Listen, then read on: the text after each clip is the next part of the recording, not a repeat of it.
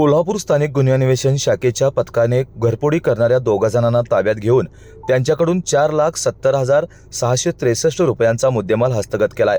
याबाबत मिळालेल्या माहितीनुसार हुपरी पोलीस ठाण्यामध्ये घरफोडीचा गुन्हा दाखल करण्यात आला होता।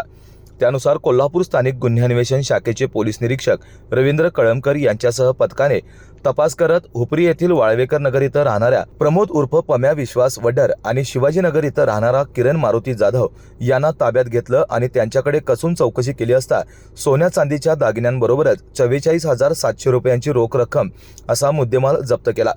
या कारवाईत हुपरी पोलीस ठाण्याचे पोलीस निरीक्षक सरगर, पोलीस उपनिरीक्षक शेष मोरे, प्रसाद कोळपे, युवराज पाटील, निवृत्ती माळी, सतीश जंगम, अमित सरजे, राजू कांबळे, संजय पडवळ, महेंद्र कोरवी, राजेंद्र वरंडेकर, सुशील पाटील, प्रभाकर कांबळे आदींनी सहभाग घेतला। स्पेशियस, लक्झुरियस, सगळं मिळेल अगदी मनासारखं। बटू बिल्डर्स यांचा नवीन गृहप्रकल्प गृहलक्ष्मी रचना।